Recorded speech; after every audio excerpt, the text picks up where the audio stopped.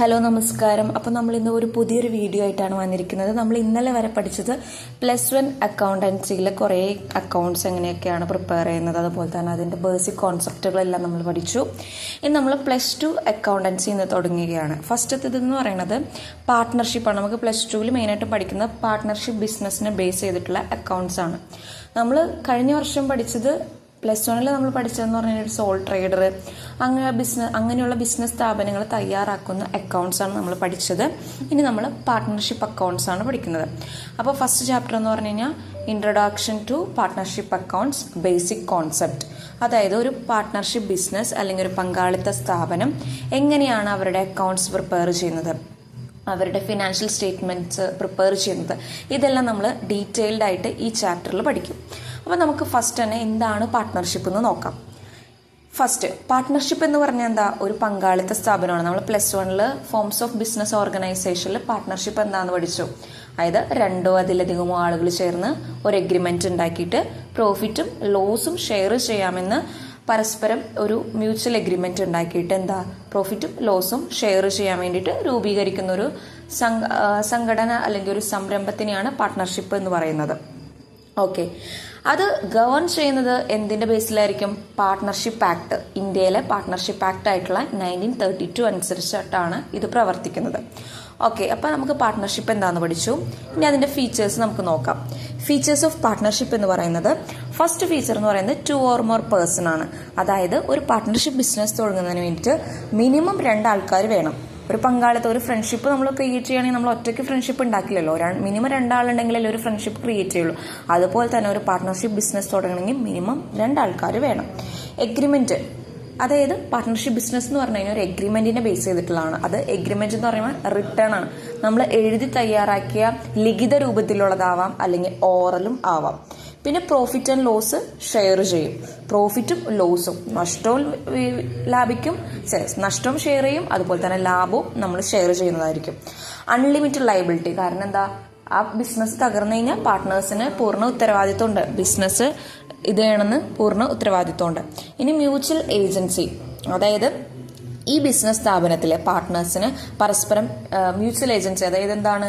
ഏജന്റും പ്രിൻസിപ്പളായിട്ട് role ചെയ്യാൻ പറ്റും. Okay, അപ്പോൾ ഇത്രയാണ് ഫീച്ചേഴ്സ് ഓഫ് പാർട്ട്ണർഷിപ്പ് എന്ന് പറയുന്നത്. ഇനി നമുക്ക് ഇതിലെ പ്രധാനപ്പെട്ട ഒരു ടോപ്പിക്കാണ് പാർട്ട്ണർഷിപ്പ് ഡീഡ്. ഡീഡ് എന്ന് പറയുന്നത് പാർട്ട്ണർഷിപ്പ് ഒരു റിട്ടേൺ ഡോക്യുമെന്റ് ആണ്. പാർട്ട്ണർഷിപ്പ് ഫേം രൂപീകരിക്കുമ്പോൾ നമ്മൾ എഴുതി തയ്യാറാക്കുന്ന അല്ലെങ്കിൽ ഓറലി ഉണ്ടാകുന്ന ഒരു ഡോക്യുമെന്റിനെയാണ് എന്ത് പറയുന്നത്? പാർട്ട്ണർഷിപ്പ് ഡീഡ് എന്ന് പറയുന്നത്. പാർട്ട്നേഴ്സ് തമ്മിലുള്ള ടേംസും കണ്ടീഷൻസും, അവർ തമ്മിലുള്ള കാര്യങ്ങളൊക്കെ എന്താണ്? അവർ തമ്മിലുള്ള എഗ്രിമെന്റ്, പ്രോഫിറ്റ് ആൻഡ് ലോസ്, ഇതെല്ലാം ഡീഡിലായിരിക്കും എഴുതി വെച്ചിരിക്കുന്നത്.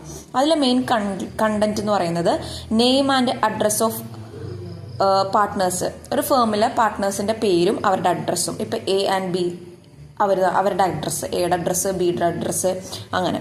പിന്നെ നേച്ചർ ഓഫ് ബിസിനസ്, ഏതരം ബിസിനസ് ആണോ? ബാങ്കിങ് ബിസിനസ് ആണോ, അല്ലെങ്കിൽ ഒരു സോൾ ട്രേഡർ അല്ല, ഒരു ബാങ്കിങ് ബിസിനസ് ആണോ, അല്ലെങ്കിൽ ഒരു ജോയിന്റ് സ്റ്റോക്ക് കമ്പനിയാണോ, അങ്ങനെ. അത് ബിസിനസിന്റെ നേച്ചർ. ക്യാപിറ്റൽ കോൺട്രിബ്യൂഷൻ എന്ന് പറയുന്നത് എന്താണ്? ഓരോരുത്തരും കൊണ്ടുവന്ന ക്യാപിറ്റൽ എത്രയാണ്. Profit and loss sharing ratio, അതുപോലെ തന്നെ interest on capital, drawings, salaries, commission, ഓരോ പാർട്ട്നേഴ്സിനുള്ള സാലറി, കമ്മീഷൻ, ഇതെല്ലാമാണ് പാർട്ട്ണർഷിപ്പ് ഡീഡ് എന്ന് പറയുന്നത്. ഇനി നമുക്ക് പാർട്ട്ണർഷിപ്പ് ഫേമുകൾ ഉണ്ടാക്കുന്ന ഒരു പ്രധാനപ്പെട്ട അക്കൗണ്ടാണ് ക്യാപിറ്റൽ അക്കൗണ്ട്സ്.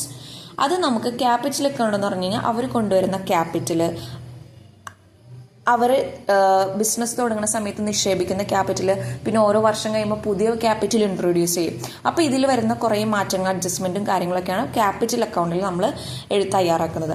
അത് 2 രീതിയിലാണ് നമ്മൾ മെയിനായിട്ട് തയ്യാറാക്കുന്നത്. ഫിക്സഡ് ക്യാപിറ്റൽ മെത്തേഡും ഫ്ലക്ച്വേറ്റിംഗ് ക്യാപിറ്റൽ മെത്തേഡും. ഫിക്സഡ് ക്യാപിറ്റൽ മെത്തേഡ് എന്ന് പറഞ്ഞു കഴിഞ്ഞാൽ എന്താ? എപ്പോഴും അൺചേഞ്ച്ഡ് ആണ്, അതായത് അത് എപ്പോഴും സ്ഥിരമായിരിക്കും എമൗണ്ട്. പിന്നെ എല്ലാ അഡ്ജസ്റ്റ്മെന്റും കറന്റ് അക്കൗണ്ടിലായിരിക്കും തയ്യാറാക്കുന്നത്. ഫ്ലക്ച്വേറ്റിംഗ് ക്യാപിറ്റൽ മെത്തേഡ് എന്ന് പറയുന്നത് ഇത് ചേഞ്ച് ചെയ്തുകൊണ്ടിരിക്കും. ഇതിന്റെ ബാലൻസ് എപ്പോഴും ചിലപ്പോൾ കാലയളവ് അനുസരിച്ച് മാറിക്കൊണ്ടിരിക്കും. ട്രാൻസാക്ഷൻസും മാറിക്കൊണ്ടിരിക്കും. Drawings, interest, profit and loss sharing, ഇതൊക്കെ മാറിക്കൊണ്ടിരിക്കും. ഓക്കെ, അപ്പോൾ 2 തരത്തിലുള്ള ക്യാപിറ്റൽ അക്കൗണ്ട്സ് ആണുള്ളത്, ഫ്ലക്ച്വേറ്റിംഗും ഫിക്സ്ഡും. അപ്പോൾ നമ്മൾ ഇന്ന് എന്തൊക്കെയാണ് പഠിച്ചത്? എന്താണ് പാർട്ട്ണർഷിപ്പ് എന്ന് പഠിച്ചു. പാർട്ട്ണർഷിപ്പിൻ്റെ ഫീച്ചേഴ്സ് എന്താണെന്ന് നോക്കി, പാർട്ട്ണർഷിപ്പ് ഡീഡ് എന്താണെന്ന് നോക്കി, പിന്നെ ക്യാപിറ്റൽ അക്കൗണ്ട്സ് പ്രിപ്പയർ ചെയ്യുന്ന ഒരു പാർട്ട്ണർഷിപ്പ് ബിസിനസ് പ്രിപ്പയർ ചെയ്യുന്ന ക്യാപിറ്റൽ അക്കൗണ്ട് നമ്മൾ നോക്കി. ഓക്കെ, ഇനി നമുക്ക് അടുത്തൊരു ടോപ്പിക്കാണ് പ്രോഫിറ്റ്